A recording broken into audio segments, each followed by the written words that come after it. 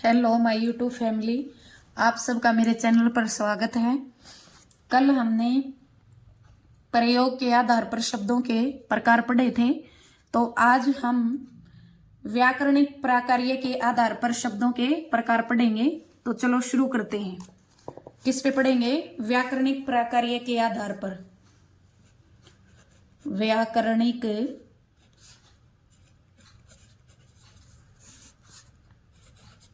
प्राकार्य के आधार पर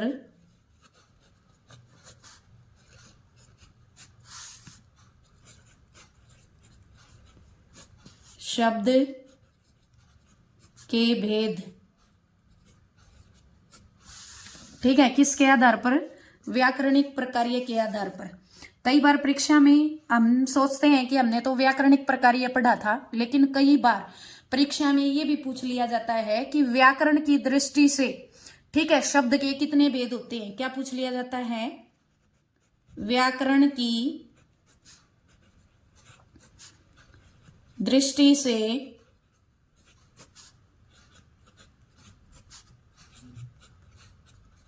शब्द के प्रकार।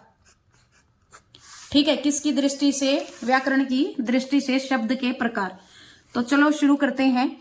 व्याकरणिक प्रकार्य के आधार पर या व्याकरण की दृष्टि से शब्द जो हैं वो दो प्रकार के होते हैं। ठीक है, कितने प्रकार के होते हैं?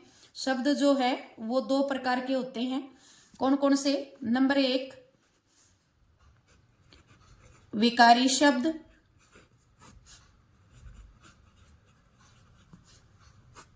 और नंबर दो कौन सा होता है? नंबर 2 अविकारी शब्द। नंबर 2 कौन सा है? अविकारी शब्द। तो चलो हम पहले किसके बारे में? व्याकरण की दृष्टि से शब्द के कितने भेद होते हैं या शब्द के कितने प्रकार होते हैं? शब्द दो प्रकार के होते हैं। कौन कौन से होते हैं? नंबर 1 विकारी शब्द, नंबर 2 अविकारी शब्द। चलो सबसे पहले हम पढ़ते हैं विकारी शब्दों के बारे में। विकारी शब्द, विकारी शब्द, विकारी जो शब्द है वो विकार तो इसके अंदर मूल शब्द है, और ई क्या है? इसके अंदर प्रत्यय है। विकार जो है वो क्या है? मूल शब्द है, और ई क्या है? प्रत्यय है। ठीक है, ई क्या है? प्रत्यय है। तो मूल जो शब्द है इसका, विकार जो मूल शब्द है, तो विकार का अर्थ होता है परिवर्तन। विकार का अर्थ क्या होता है? परिवर्तन, या हम बोल सकते हैं बदलाव। क्या बोल सकते हैं? परिवर्तन बोल सकते हैं, या हम क्या बोल सकते हैं? बदलाव बोल सकते हैं। ठीक है, और प्रत्यय तो मैंने बताया ही था कि पुल्लिंग में है तो वाला का अर्थ में प्रयोग देगा, और स्त्रीलिंग में है तो वाले का अर्थ में प्रयोग देगा। तो यहां परिवर्तन वाला, अगर पूरे विकारी शब्द की मैं शब्द के शाब्दिक अर्थ की बात करूं तो परिवर्तन वाला हो जाएगा। ठीक है, तो इसकी परिभाषा पढ़ते हैं।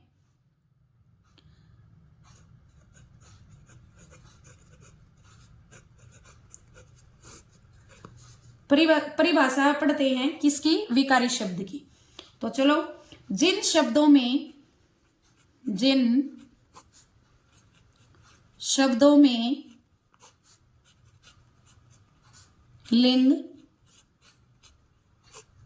वचन, काल, लिंग, वचन, काल, कारक, पुरुष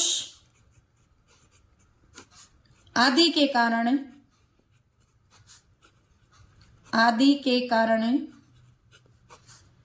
परिवर्तन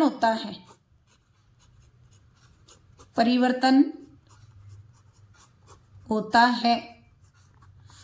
ठीक है, उन्हें क्या कहेंगे? हम विकारी शब्द कहेंगे। उन्हें क्या कहेंगे? विकारी शब्द कहेंगे। जिन शब्दों में लिंग, वचन, काल, कारक, पुरुष आदि के कारण क्या होता है? परिवर्तन होता है। परिवर्तन को हम बदलाव भी बोल देते हैं। ठीक है, जिन शब्दों में परिवर्तन हो जाता है, बदलाव हो जाता है, उनको हम क्या कहेंगे? उनको हम विकारी शब्द कहेंगे। ठीक है, जैसे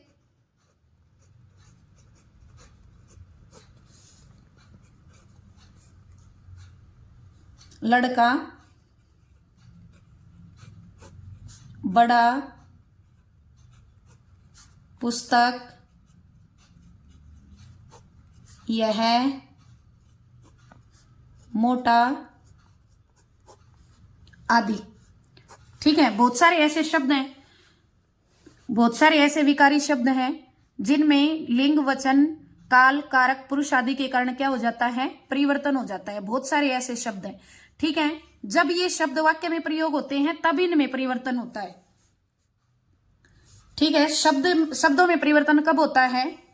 शब्दों में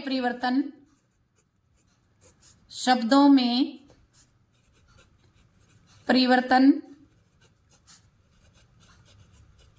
वाक्य में प्रयोग होने पर भी होता है। होने पर भी होता है। ठीक है, जैसे मैं इसी शब्द को लेती हूं, ऊपर है, जैसे हमने ये लड़का लिया, लड़का शब्द है हमारे पास। अब हम इसका स्त्रीलिंग बनाएंगे। ठीक है, इसका क्या बनाएंगे? स्त्रीलिंग। ठीक है, स्त्रीलिंग बनाएंगे इसको, तो क्या हो जाएगा? ये लड़की हो जाएगा। ठीक है, अब ये क्या है? एक वचन है हमारे पास। क्या है? एक वचन। अगर हमको इसको बहुवचन बनाना है तो क्या हो जाएगा?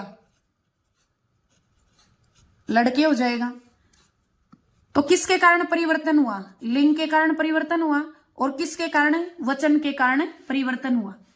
ठीक है, तो इस प्रकार के जो शब्द होते हैं उनको क्या कहेंगे? हम विकारी शब्द कहेंगे। अब आता है, कई बार परीक्षा में क्वेश्चन पूछ लिया जाता है कि विकारी शब्द जो है वो कितने प्रकार के होते हैं? विकारी शब्द 4 प्रकार के होते हैं। 4 प्रकार के होते हैं। 4 प्रकार के कौन कौन से होते हैं? ठीक है, विकारी शब्द 4 प्रकार के होते हैं। 4 प्रकार कौन कौन से हैं? नंबर 1 संज्ञा। ठीक है, नंबर 1 क्या है? संज्ञा है। नंबर 2 सर्वनाम। नंबर 3 विशेषण। नंबर 3 क्या है? विशेषण। और नंबर 4 क्रिया। नंबर 4 क्या है? क्रिया है। ठीक है, नंबर 4 क्या है? हमारी क्रिया है। तो विकारी शब्द कितने प्रकार के होते हैं? विकारी शब्द 4 प्रकार के होते हैं। नंबर 1 संज्ञा, नंबर 2 सर्वनाम, नंबर 3 विशेषण, नंबर 4 क्रिया। ठीक है, तो ये हमारे क्या होते हैं? विकारी शब्द होते हैं। अब देखो, मान लो मैं संज्ञा की बात करूं, कोई संज्ञा शब्द लूं, जैसे मैंने संज्ञा शब्द लिया बच्चा। ठीक है, बच्चा हमारे पास क्या है? एक वचन है। इसको हम बहुवचन बनाएंगे तो क्या हो जाएगा? बच्चे। अगर हम इसको किस में करेंगे? इसका लिंग परिवर्तन करते हैं।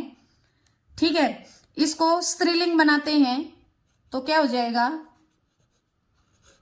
बच्ची हो जाएगा। ठीक है, अब संबोधन कारक की अगर हम बात करें तो बच्चा शब्द हमारे पास, उसको संबोधन कारक में चेंज करना है तो कैसे करेंगे?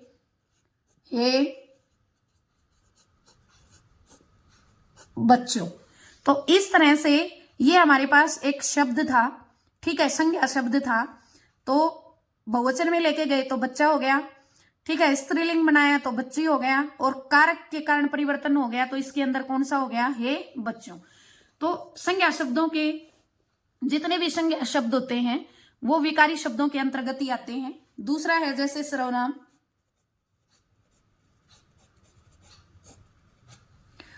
ठीक है, सर्वनाम है, जैसे है यह है, बहुवचन बनाएंगे तो ये हो जाएगा, ठीक है, उनका है, बहुवचन में लेके जाएंगे तो उनके हो जाएगा, उन्होंने हो जाएगा।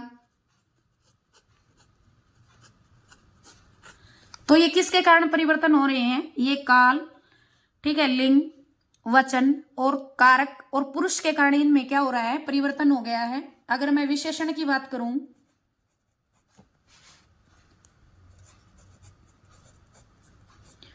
हमारे पास मोटा है शब्द, ठीक है, मोटा एक शब्द है, अगर इसमें स्त्रीलिंग में लेके जाएंगे तो क्या हो जाएगा, मोटी हो जाएगा। अगर इसकी संज्ञा में लेके जाएंगे, मान लो भाववाचक इसकी संज्ञा बनाते हैं तो क्या हो जाएगा, मोटापा हो जाएगा। तो इस तरह मोटा शब्द से परिवर्तन हुआ मोटी, फिर मोटापा हो गया। तो इस तरह से शब्दों में क्या होता है, परिवर्तन होता है। जिन शब्दों में लिंग, वचन, काल, कारक के कारण क्या होता है, परिवर्तन होता है, उन शब्दों को हम क्या कहते हैं, विकारी शब्द कहते हैं। अब मैं क्रिया की बात करूं, ठीक है, अगर मैं किसकी बात करूं, क्रिया की बात करूं, तो आता है, हमारे पास है क्रिया, आना, आता है, बहुवचन में लेके जाएंगे तो आते हैं, ठीक है। अगर मैं काल की बात करूं, भविष्यत काल के अंदर लेके जाऊं इसको तो आएंगे हो जाएगा, ठीक है। अगर मैं इसको भूतकाल की बात करूं तो क्या हो जाएगा, इस क्रिया का रूप हो जाएगा आए थे, ठीक है। आता एक शब्द है, ये बहुवचन में,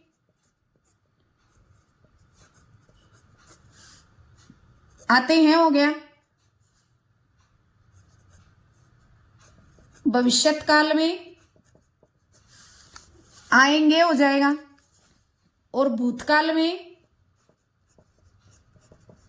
आए थे हो जाएगा। भूतकाल में क्या हो जाएगा, आए थे। ये मैं नीचे लिख देती हूं अच्छे से।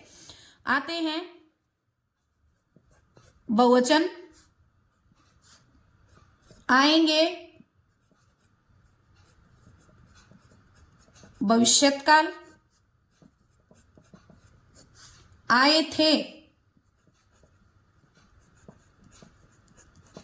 भूतकाल। तो ये क्रिया शब्द था हमारे पास।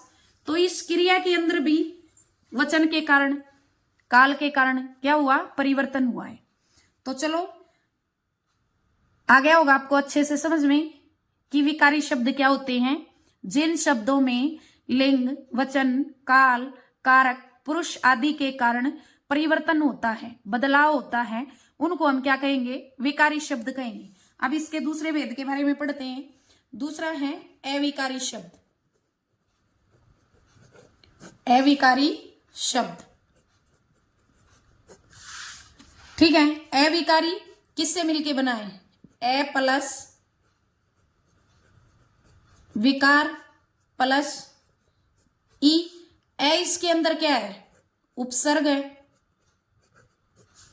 विकार क्या है, मूल शब्द है। और ई क्या है, प्रत्यय है। ई क्या है, प्रत्यय है। तो ए का हिंदी में क्या अर्थ होता है, ए उपसर्ग का हिंदी में क्या अर्थ होता है, न के अर्थ में प्रयोग होता है या नहीं के अर्थ में प्रयोग होता है, ठीक है। विकार का मतलब क्या है, जो विकार है इसका मतलब क्या है, परिवर्तन।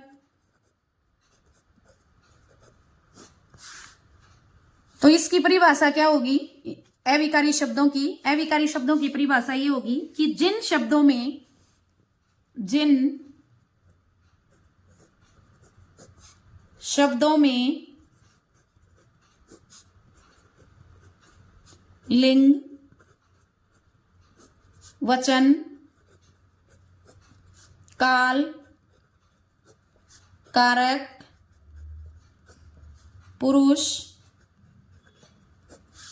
आदि के कारण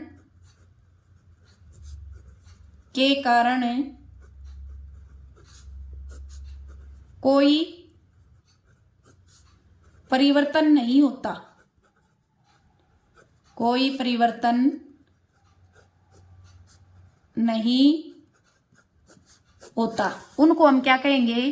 अविकारी शब्द कहेंगे। ठीक है, जैसे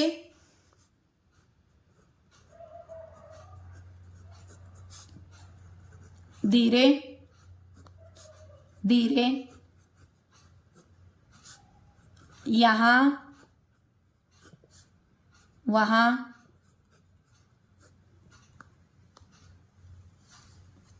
उसके बाद है जैसे सुंदर,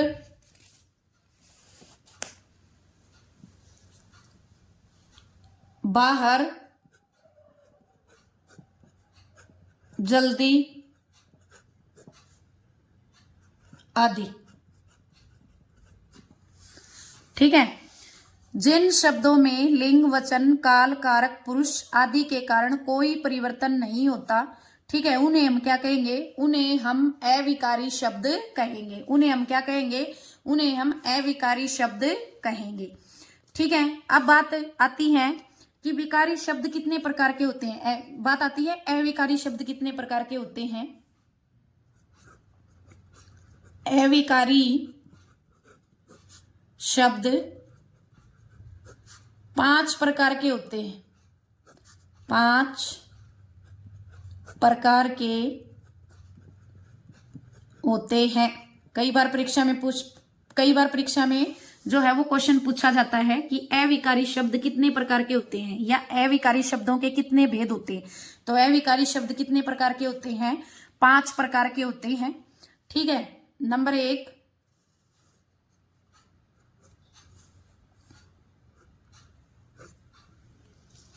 क्रिया विशेषण।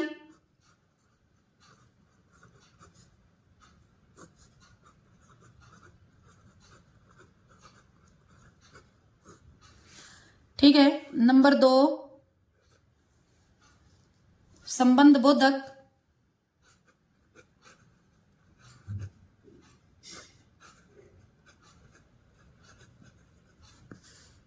नंबर 3 समुच्चय बोधक।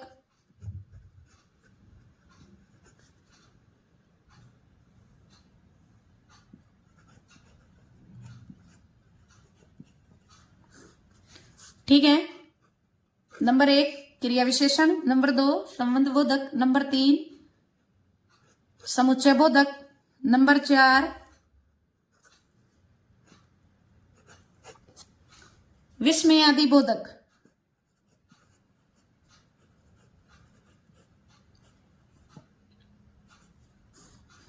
विस्मयादि बोधक। और जो हमारा नंबर 5 है, ठीक है, जो हमारा नंबर 5 है वो हो जाएगा निपात।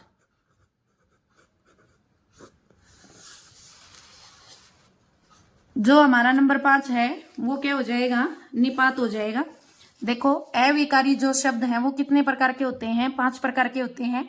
नंबर 1 क्रिया विशेषण, नंबर 2 संबंध बोधक, नंबर 3 समुच्चय बोधक, नंबर 4 विस्मयादि बोधक, और नंबर 5 निपात। तो ये अविकारी जो शब्द हैं वो कितने प्रकार के होते हैं? 5 प्रकार के होते हैं। और विकारी जो शब्द है वो कितने प्रकार के होते हैं? वो 4 प्रकार के होते हैं। अब इनमें जैसे मैंने एक शब्द ले लिया, वाक्य में प्रयोग कर दिया कि गीता धीरे धीरे लिखती है।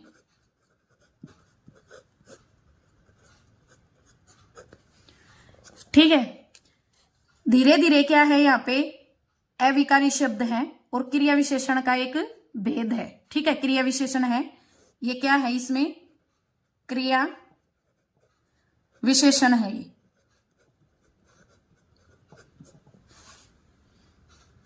अगर मैंने यहां गीता की जगह बच्चे बहुवचन में मैं लेके गई इस चीज को, तो मैंने इधर ये क्या था, गीता एक वचन है, मान ले मैंने गीता की जगह यहां बच्चा लिख दिया।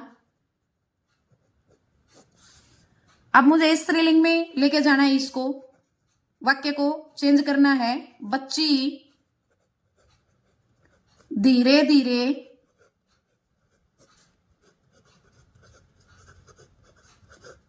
लिखती है।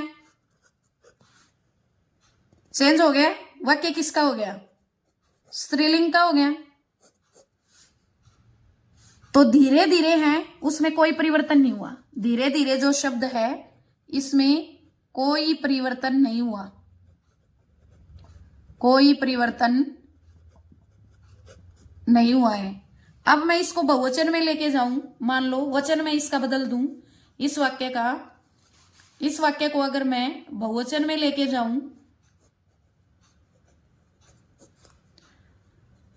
बच्चे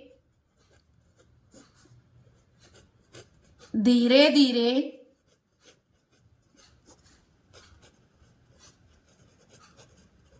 लिखते हैं। अब यहां क्या हो गया, पहले बच्चा था, अब यहां बहुवचन में लेके गए तो क्या हो गया, बच्चे हो गए। और क्रिया भी किस में चली गई, बहुवचन में चली गई, ठीक है। और कर्ता भी किस में चला गया, बहुवचन में चला गया।